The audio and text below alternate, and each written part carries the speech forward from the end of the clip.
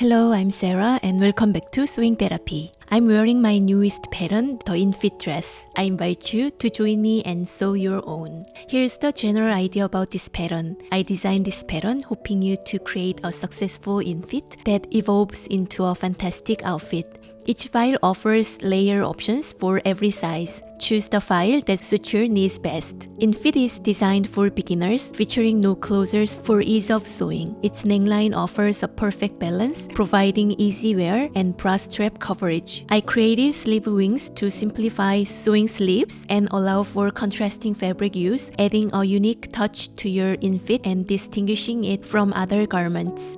Infit includes patch pockets that are simpler to sew than inseam pockets. Infit works well with many fabrics, and I recommend trying different types to discover your favorite looks. However, avoid very stiff fabrics to prevent excess bulk in this oversized design. I have made several versions and love them all. Here are the fabrics I used for my infit dresses. I will stop talking. I hope you find joy in your sewing therapy from now on.